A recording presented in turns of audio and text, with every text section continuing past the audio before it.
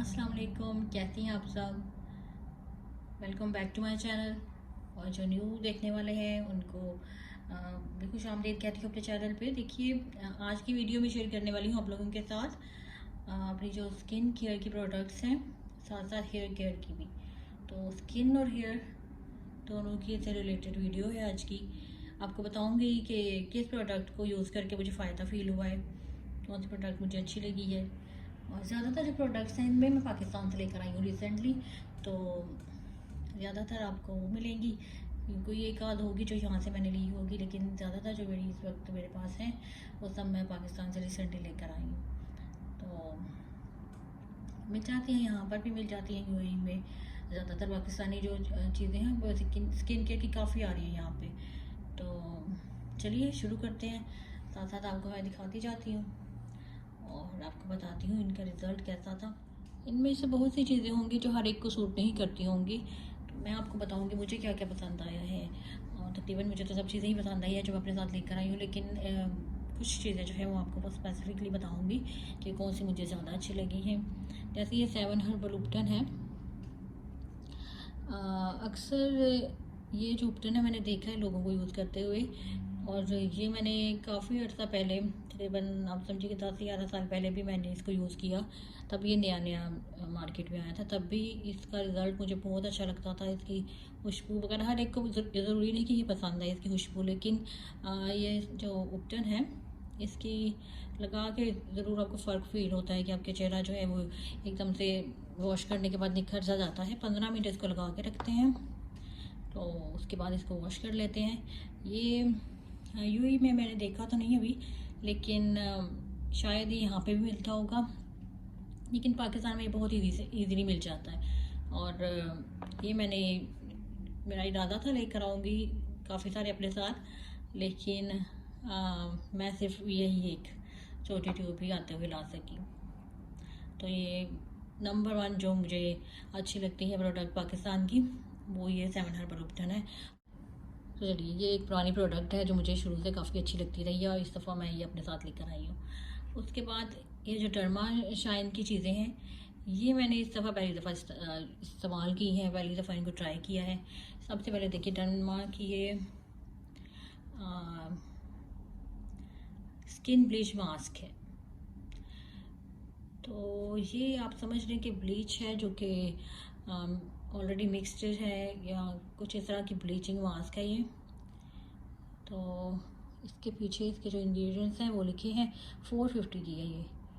तो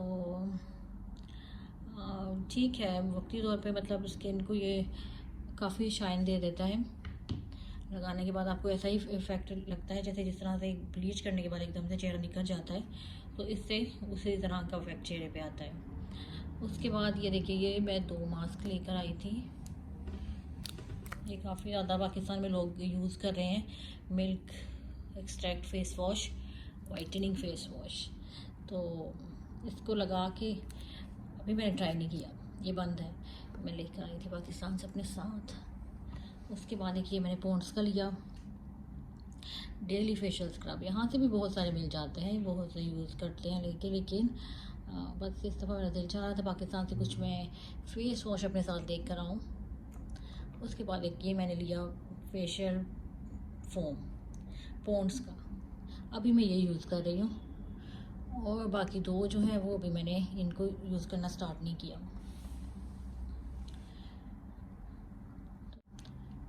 इसके बाद ये देखिए, एक ये भी डर्माकोस की कोई मसाजिंग क्रीम है। ये मल्टीविटामिन क्रीम है, और ये मैंने सिर्फ 2 बार इस्तेमाल किया अभी तक। इस पर काफ़ी सारे दावे तो हैं कि बहुत इसके फ़ायदे हैं, लेकिन मैंने भी इसको 2 बार इस्तेमाल किया है। तो एज मॉइस्चराइज़र मैं इसको यूज़ किया है 2 बार। उसके बाद ये ओलिका फेस एंड बॉडी मॉइस्चराइजिंग का ये लोशन है, ये भी मैं कभी कभी यूज़ करती हूँ। उसके अलावा ये गोल्डन पर्ल का क्लेंजिंग मिल्क है, ये मैंने लिया। इससे स्किन काफ़ी ज़्यादा, इससे मैंने फील किया है कि जो मेकअप वगैरह रिमूविंग के लिए और स्किन को साफ़ करने के लिए ये काफ़ी अच्छा लगा मुझे, क्योंकि जब मैंने इसको यूज़ किया तो ज़रूरी इसके बाद आप टोनर यूज़ करें। तो ये जब मैंने यूज़ किया तो मुझे लगा ये काफ़ी अच्छे से स्किन को क्लीन कर देता है। उसके बाद ये ओलिविया का जो मैंने हनी आलमंड लोशन लिया, बिल्कुल इसी बॉटल में इस तरह से ही क्लेंजिंग मिल्क आता था, तो मैंने सोचा ये उसी का कुछ दूसरा कोई न्यू इसका वर्जन आया है, तो मैंने वो ही समझ के लिया था, लेकिन ये सिर्फ लोशन है। तो वो क्लेंजर मैं काफ़ी यूज़ कर चुकी हूँ पहले, तो मैंने वही समझ के लिया था। पहले मैं स्किन की सारी ख़त्म कर देती हूँ, फिर हेयर प्रोडक्ट्स की तरफ आते हैं। ये देखिए, ये है डर्मा शाइन का फेशियल मास्क। इसको भी मैंने 4-5 दफ़ा यूज़ किया है। उसके बाद है ये स्क्रब मैंने काफ़ी बार यूज़ कर लिया है। देखिए, ज़्यादा कीमत नहीं है इनकी, 375 और इस तरह 400 और कुछ का ये फेशियल मास्क है। प्रोडक्ट्स हैं ये सब रीज़नेबल जो प्राइसेस में है, रेंज में है वो है। तो ये कुछ बहुत ज़्यादा ब्रांडेड चीज़ें मैंने नहीं ली, ना ही उन पे मेरी वीडियो है। इसके अलावा मैं ये यूज़ करती हूँ, एक एलोवेरा जेल है।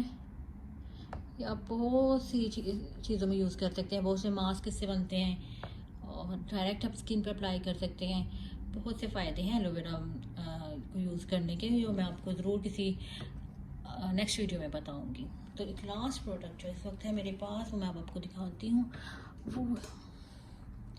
वो है ये लॉरियल का क्ले मास्क है।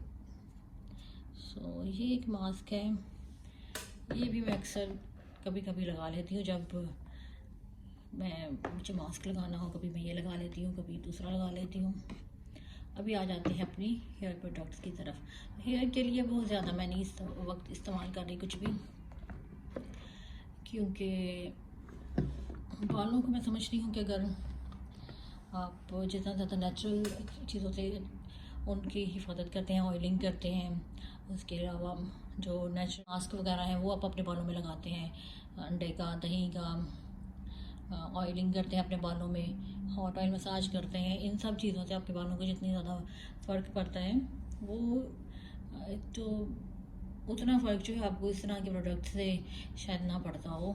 लेकिन ये है कि अब इस वक्त यहाँ पे मेरे बाल इतने काफ़ी ख़राब हो चुके थे, इतने रफ़ हो गए थे कि मुझे ये सब चीज़ें जो हैं वो उनके इस्तेमाल करना ही पड़ा। तो मैं आप लोगों के साथ शेयर करती हूँ, अगर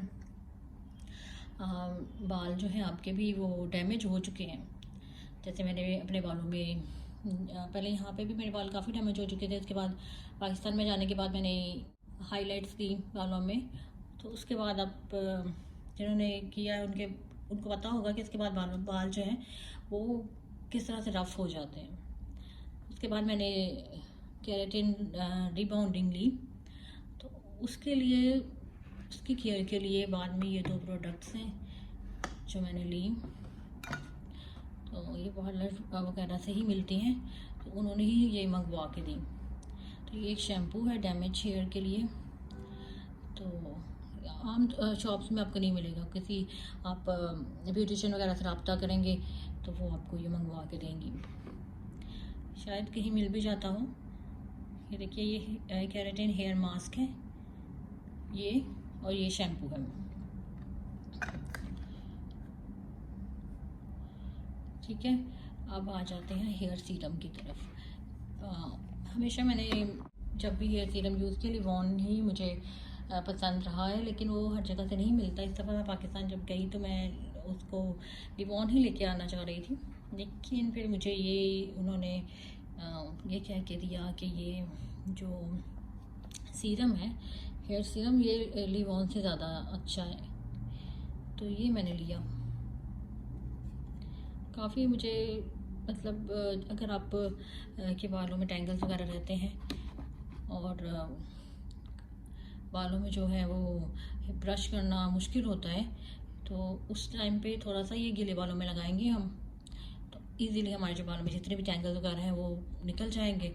और इसका ये फ़ायदा है कि बाल से स्मूथ हो जाते हैं और हम आसानी से उनको कंघा वगैरह कर सकते हैं। तो आज की वीडियो मैं बस यही आप लोगों के साथ शेयर करना चाह रही थी, थोड़ी सी अपनी स्किन केयर प्रोडक्ट्स और अपनी हेयर केयर प्रोडक्ट्स। आपकी वो वीडियो कैसी लगी ये ज़रूर बताइएगा कमेंट्स में। नेक्स्ट वीडियो में आपसे मिलती हूँ, तब तक के लिए अल्लाह हाफिज़।